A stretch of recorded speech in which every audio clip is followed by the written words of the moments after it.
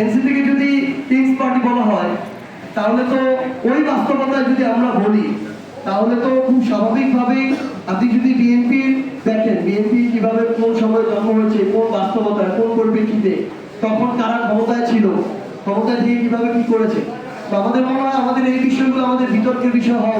ইশরাক ভাই, আমরা বলবো যে আসলে আমরা যখনই তার নাম বলি আমাদের তার মরহুম পিতা জনাব সাদেক হোসেন খোকার চেয়ার আমাদের ভেসে ওঠে।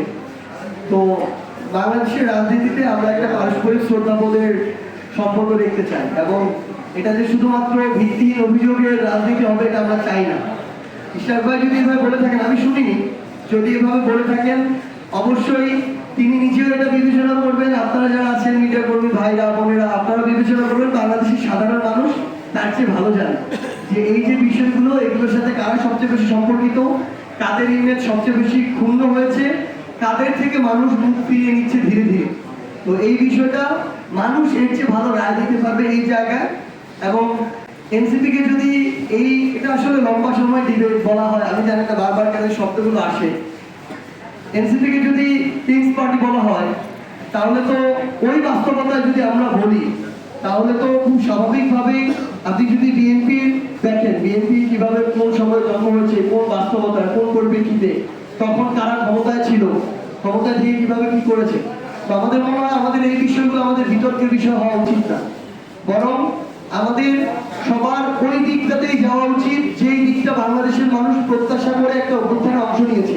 এই কালচারগুলো পুরোনো কালচার, এভাবে কাদা ছোড়াছুড়ি করা, দোষারোপ করা, আমরা মনে করি যে পারস্পরিক শ্রদ্ধাবোধ থাকা উচিত রাজনৈতিক ব্যক্তি এবং দলগুলোর মধ্যে প্রথমত।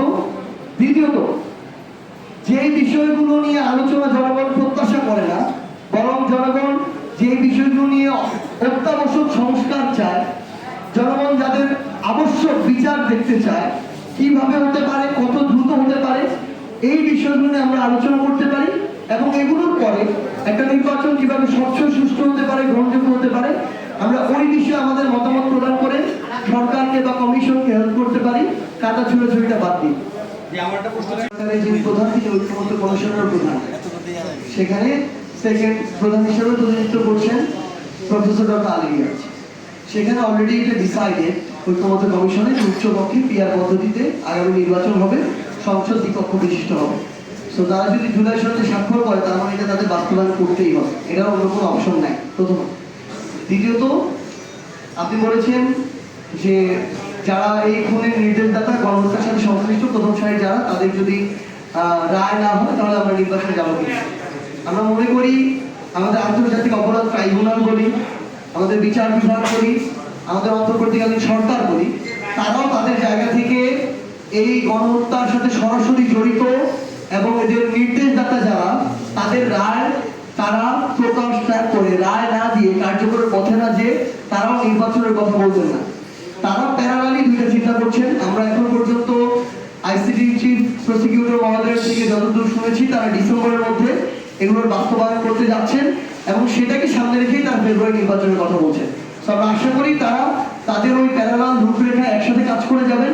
কোনো একটা যদি লেন্দি হয় তাহলে আরেকটা লেন্দি হবে অটোমেটিক।